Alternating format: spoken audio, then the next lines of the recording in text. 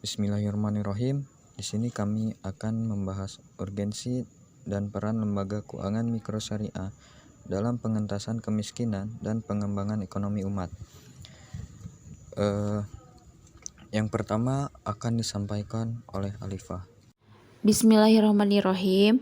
Di sini saya akan menjelaskan mengenai lembaga keuangan mikro syariah atau sering disebut dengan LKMS. LKMS adalah suatu lembaga keuangan yang menyalurkan dana atau modal terhadap masyarakat dari golongan menengah ke bawah atau yang menjangkit dan menunjang usaha mikro pedesaan. Lembaga keuangan mikro syariah ini dapat menumbuhkan minat masyarakat di pedesaan untuk berusaha atau menumbuhkan pengusaha-pengusaha kecil di pedesaan yang pada akhirnya dapat membantu program pemerintah sehingga terjadinya peningkatan produktivitas usaha masyarakat kecil di pedesaan, lalu meningkatkan pendapatan penduduk desa, menciptakan lapangan kerja baru di pedesaan sehingga tidak menyebabkan terjadinya urbanisasi. Terus menunjang program pemerintah dalam mengupayakan pemerataan pendapatan penduduk desa dan upaya pengentasan kemiskinan. Jadi LKMS ini yaitu suatu lembaga keuangan mikro yang memberikan modal atau dana terhadap masyarakat untuk menjalankan usahanya. Mengenai poin selanjutnya tentang peluang dan tantangan pengembangan ekonomi umat. Perkembangan ekonomi syariah di Indonesia dalam 1 dekade terakhir ini berkembang sangat pesat dan semakin menarik. Pasca 1998, bank-bank umum berbasis sistem syariah mulai tumbuh. Kini ada kurang lebih sekitar 10 bank umum syariah di Indonesia, belum lagi ditambah dengan puluhan bank perkreditan syariah di berbagai wilayah. Nah, menariknya lagi, pertumbuhan perbankan syariah diikuti juga dengan asuransi syariah (BMT) atau jasa keuangan syariah dan pasar modal syariah. Nah,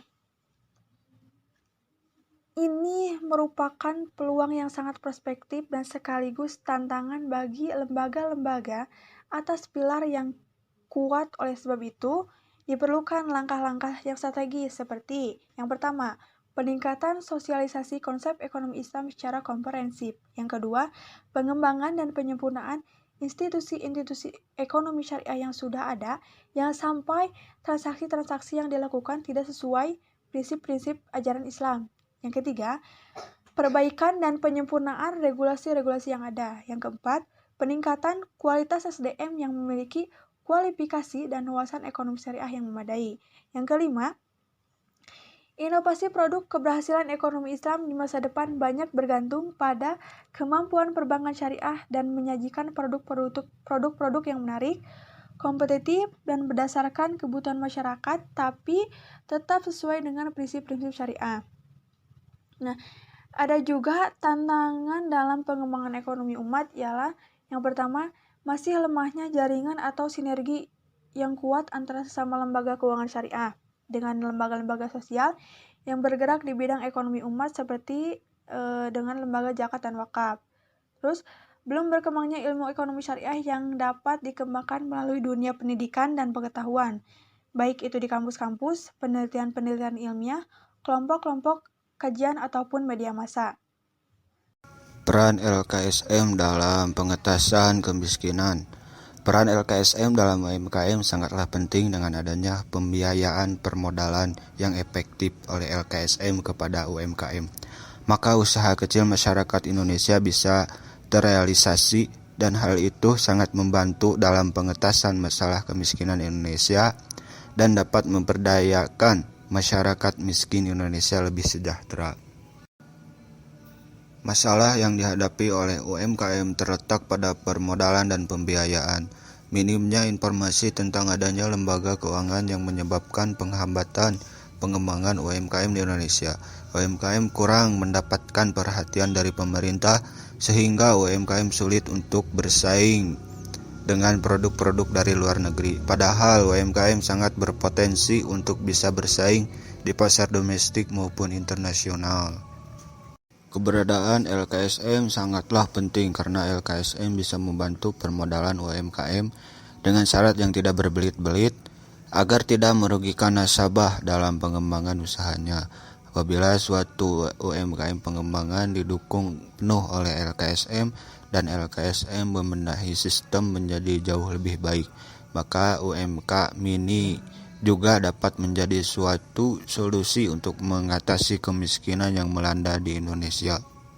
Itu LKSM dan usaha mikro kecil dan menengah berkaitan erat dalam pengentasan kemiskinan masyarakat di Indonesia. Peran LKSM dalam UMKM sangatlah penting dengan adanya pembiayaan permodalan yang efektif oleh LKSM kepada UMKM, maka usaha-usaha kecil masyarakat Indonesia bisa terrealisasi dan hal itu sangat membantu dalam pengentasan masalah kemiskinan Indonesia dan dapat memperdayakan masyarakat miskin Indonesia lebih sejahtera. Islam memandang kemiskinan adalah masalah struktural karena Allah telah menjamin rezeki setiap makhluk yang telah, sedang dan akan diciptakan. Dan pada saat yang sama, Islam telah menutup peluang bagi kemiskinan kultural dengan memberi kewajiban mencari nafkah bagi setiap individu. Setiap makhluk memiliki rezekinya masing-masing dan mereka tidak akan kelaparan. Oleh karena itu, maka strategi pengentasannya pun harus sistematis, komprehensif, dan institusional. Pemerintah telah mengeluarkan berbagai regulasi untuk pengentasan kemiskinan. Lembaga keuangan mikro adalah lembaga yang telah terbukti efektif mengatasi kemiskinan di semua negara berkembang termasuk di Indonesia. Pengentasan kemiskinan dengan pemberdayaan UMKM selama ini tersekat oleh sebuah pola yang paling mendasar dari dunia perbankan, yaitu sebuah regulasi dari Bank Indonesia dan Otoritas Jasa Keuangan OJK sebagai pengawas perbankan Indonesia. Hal ini wajar dalam perbankan karena perbankan umum harus melakukan asas kehati-hatian dalam melepaskan kredit kepada nasabahnya. UMKM yang secara umum akan mengalami kesulitan dalam mengakses kredit atau pembiayaan dari perbankan. Maka sebuah sistem harus dibangun untuk menghapus sekat antara dunia perbankan yang menerapkan prudential banking di satu sisi dengan dunia UMKM yang membutuhkan suntikan permodalan dari dunia perbankan. Penghapusan sekat itu dapat dijembatani dengan menerapkan pola keuangan inklusif. Keuangan inklusif. Definisi dari keuangan inklusif yaitu keadaan di mana semua orang dewasa memiliki akses keuangan berupa kredit, tabungan, pembayaran maupun asuransi dari lembaga keuangan formal, meliputi penyediaan layanan keuangan yang kredibel dengan biaya yang terjangkau bagi masyarakat dan berkelanjutan, tanpa pengecualian secara finansial dalam memanfaatkan layanan keuangan formal dari layanan keuangan yang informal. Strategi nasional keuangan inklusif mempunyai 6 pilar, yaitu pilar pertama, edukasi keuangan. Merupakan strategi kebijakan untuk meningkatkan kapabilitas dalam mengelola keuangan, yang dimulai dengan peningkatan pemahaman dan kesadaran masyarakat mengenai produk dan jasa keuangan. Ruang lingkup edukasi keuangan ini meliputi 1. Pengetahuan dan kesadaran tentang ragam produk dan jasa keuangan. 2. Pengetahuan dan kesadaran tentang risiko terkait dengan produk keuangan. 3. Perlindungan nasabah. Dan yang terakhir, keterampilan mengelola keuangan. Pilar 2. Fasilitas keuangan publik, yaitu strategi pada pilar ini mengacu pada kemampuan dan peran pemerintah dalam penyediaan pembiayaan keuangan publik, baik secara langsung maupun bersyarat, guna mendorong pemberdayaan ekonomi masyarakat berupa inisiatif dalam pilar ini meliputi 1. Subsidi dan bantuan sosial. 2. Pemberdayaan masyarakat. Dan yang terakhir, pemberdayaan UMKM. Pilar ketiga, pemetaan informasi keuangan, yaitu bertujuan untuk meningkatkan kapasitas masyarakat terutama yang tadinya dikategorikan tidak layak untuk menjadi layak atau dari unbankable menjadi bankable dalam memperoleh layanan keuangan oleh institusi keuangan formal. Inisiatif yang dilakukan di pilar ini meliputi 1. Peningkatan kapasitas, 2. Sistem jaminan alternatif, 3. Penyediaan layanan kredit yang lebih sederhana, dan yang terakhir identifikasi nasabah potensial.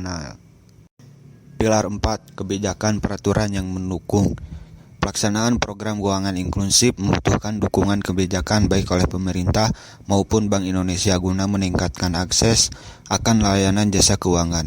Inisiatif untuk mendukung pilar ini antara lain meliputi 1. Kebijakan mendorong sosialisasi produk jasa keuangan, 2. Menyusun skema produk, 3. Mendorong perubahan ketentuan dengan tetap memperhatikan prinsip kehati-hatian, 4. Menyusun peraturan mekanisme penyaluran dana, 5. Memperkuat landasan hukum, yang terakhir menyusun kajian yang berkaitan dengan keuangan inklusif.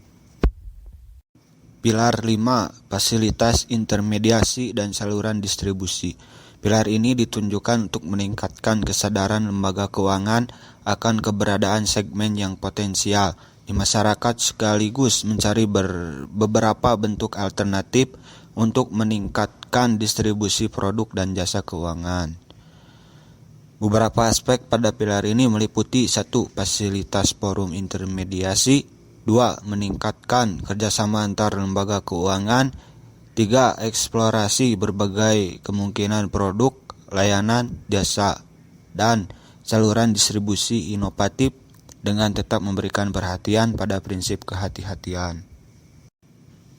Pilar 6. Perlindungan konsumen.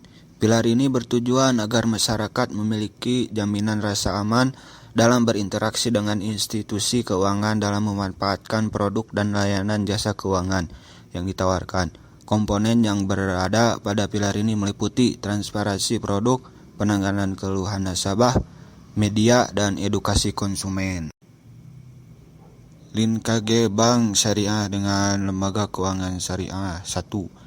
Bank Syariah lebih fokus kepada penyaluran pembiayaan lembaga keuangan mikro syariah dan UMKM. 2. Lembaga keuangan mikro syariah kepada anggotanya lebih sebagai money lender, bukan empowering atau pemberdayaan. 3. Penyaluran kepada anggota bersifat individual lending, bukan grup lending. 4. Lembaga keuangan mikro terutama BMT yang berbadan hukum koperasi sudah meninggalkan jiwa filosofis dan semangat koperasi, yaitu dari anggota untuk anggota dan oleh anggota. Yang selanjutnya mengenai pemberdayaan ekonomi umat.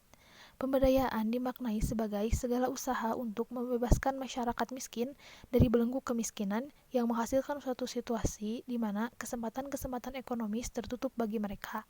Karenanya kemiskinan yang terjadi itu tidak bersifat alamiah semata, melainkan hasil berbagai macam faktor yang menyangkut kekuasaan dan kebijakan, maka upaya pemberdayaan juga harus melibatkan kedua faktor tersebut.